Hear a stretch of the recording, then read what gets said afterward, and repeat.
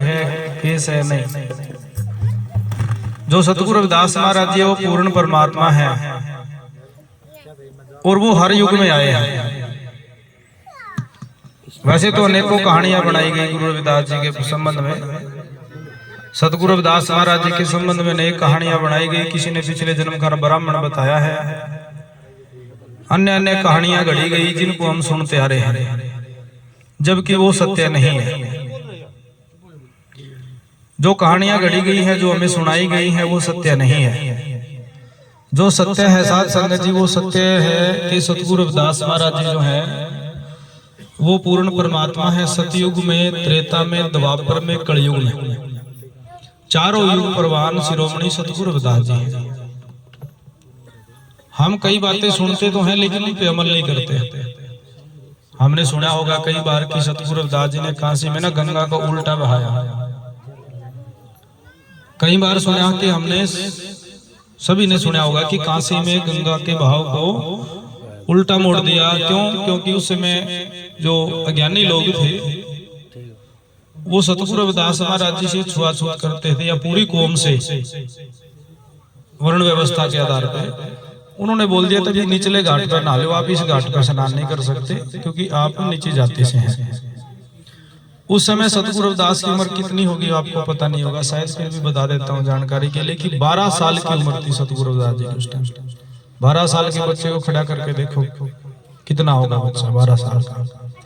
सतगुरु रविदास महाराज जी ने मात्र 12 साल की उम्र में उस कांसी के अंदर गंगा घाट पर ज्ञान गोष्ठी करते हुए बुलंद आवाज में कह दिया था कि जात पात पूछे न कोई, हर को बजे तो हर का होए।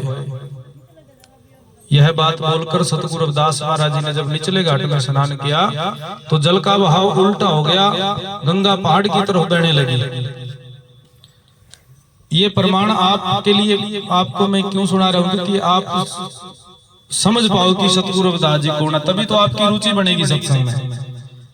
तभी शुरुआत से आपके समझ में नहीं आएगा कि किसकी शरण में बैठे हम, किन की शरण में बैठे हैं, कौन है, क्यों बैठे हैं इनकी शरण में, क्या मिलेगा इनकी शरण में बैठ के। ये सत्संग जो है सतगुरु रविदास जी के ही स्वरूप के सानिध्य में क्यों है, ये सभी आपकी समझ में आ जाएगी बातें। सतयुग में, त्रेता में, द्वापर में आए, उल्टी गंगा ही नहीं बहाई। साध संगत जी, इस कौम का स्वाभिमान बढ़ाने के लिए, एक अणख पैदा करने के लिए, एक पहचान देने के लिए सतगुरु रविदास महाराज जी ने कांसी के अंदर उस गंगा के बहते जल में 1.25 मन का पत्थर, जिसको शिला कहते हैं, वो भी तैराई। और यहां तक ही नहीं है, शिला तो तैराई, चित्तौड़ के अंदर सतगुरु रविदास महाराज जी ने एक समय में 700 रूप दिखाए। एक पंडित एक रविदास, एक पंडित एक रविदास, 700 रूप दिखाए।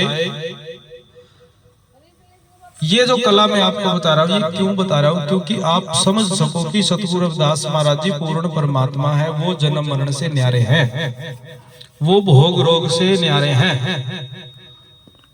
संत मीराबाई अपने स्पष्ट शब्दों में कहती है, जो राजपूत परिवार में जन्मी, भक्ति का रंग मीरा पे ऐसा चढ़ा गुरु की कृपा से, वो झूम के कहने लगी, सतगुरु मिला रैदास मोहे दीनी ज्ञान की गुटकी, चोट लगी मेरे निज नाम की मारे ही बड़े खटकी। एक राजा के परिवार में, राजपूत परिवार में जन्म लेकर वो डंके की चोट पे कहने लगी कि मुझे गुरु मिला सतगुरु रविदास। लेकिन आज अपने आप से पूछना आप सभी, क्या आप ये बात कह पाए? हाँ, इतनी तो कहते हैं कि महारा गुरु, लेकिन मैं नहीं मानूंगा कि ये कहने से मात्र अपना गुरु बन जाएगा। अपना गुरु जैसे मीरा ने डंके की चोट पे कहा, वैसे कहोगे तब वो अपना गुरु है। और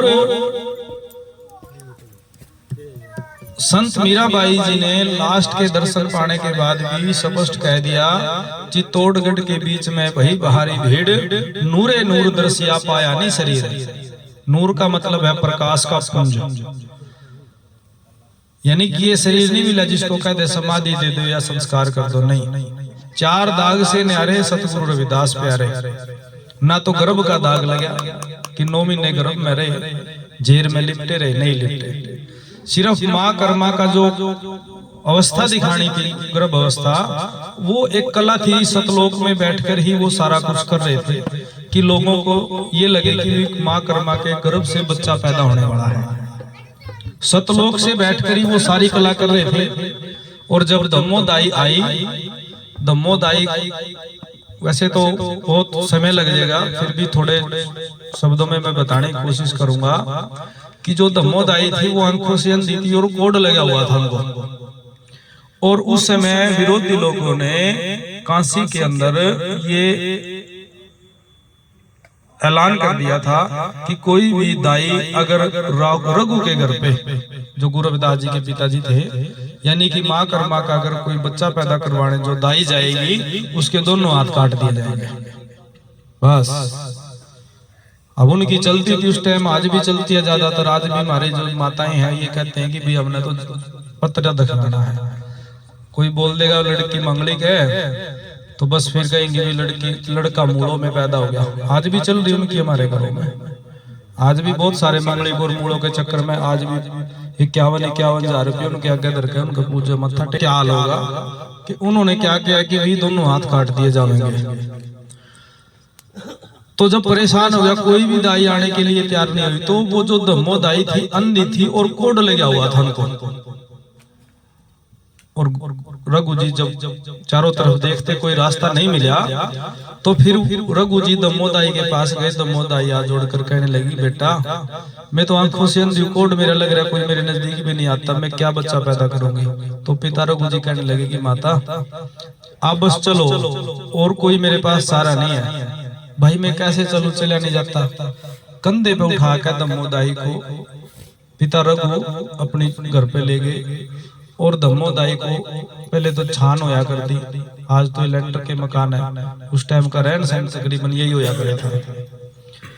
तो जिस टाइम उसमें दम्मोदाई को छोड़ दिया, तो दम्मोदाई ऐसे हाथ मार रही है, देख रही है और परमात्मा से अरदास करी है, परमात्मा मैं अंधी हूं, मैं क्या बच्चा पैदा करवाऊंगा।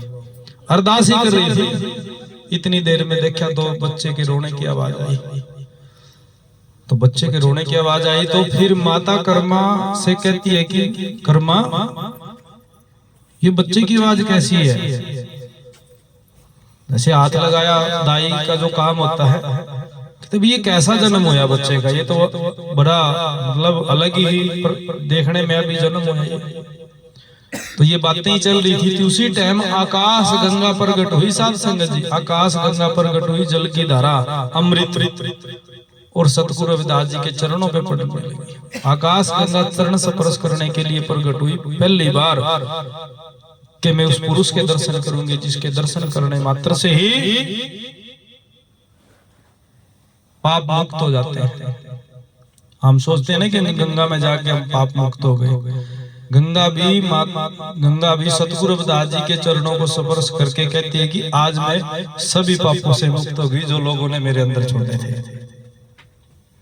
तो जब वो छींटे ना दम्मोदाई के बदन पे पड़े, आकाश गंगा की धारा थी, निर्मल धारा अमृत की, तो जैसे जैसे वो छींट पड़ते रहे जल के, वैसे वैसे ही उसका रोग ठीक होता गया दम्मोदाई का, और आंखों की रोशनी आ गई। सबसे पहले दर्शन किसने पाए? माता कर्मा ने। और दूसरे जो दर्शन हुए वो दम्मोदाई को। आंखों की रोशनी आई, कोट दूर होया, और बाहर आके झूम के कहने लगी पिता रघु से कि रघु तेरे घर में कोई साधारण बालक नहीं आया है क्या? कि साधारण बच्चा नहीं है, ये तो युग पुरुष है। इसका जन्म वैसे नहीं हुआ जैसे अपना होया है, ये तो उसकी कला थी जो आप गर्भ अवस्था दिखाई माँ कर्मा को। और वही महाराज ने प्रमाण दे दिया वाणी में, हम अमर लोक के वासी, हमने सुन सुना वासी, मात पिता का जन्म ना मारा ना तेरी असंग राशि, ना जन्मे ना मरते मासी, ना रोवे ना आसी, हम तो अमर लोक के वासी। इसीलिए कहता हूं कि जो गुरु रविदास जी के उपदेश को लेकर के भक्ति करोगे, नाम तो दुनिया दे रही है, दुनिया नाम दे रही है, अनेक डेरे बने हुए, कोई अनेक पंथ है, लेकिन जो उपदेश सतगुरु रविदास जी का धारण करोगे,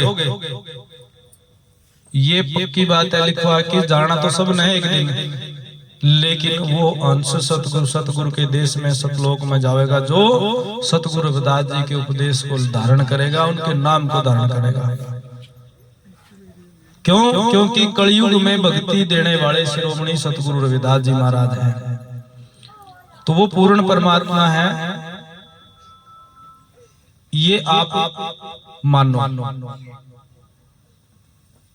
अगर फिर भी नहीं मतलब मन मान रहा है तो उपदेश लेकर नाम का सुमरण करके देखो सतगुरु रविदास उपदेश का। जब आप नाम का सुमरण करोगे आप पाओगे कि भी हाँ है।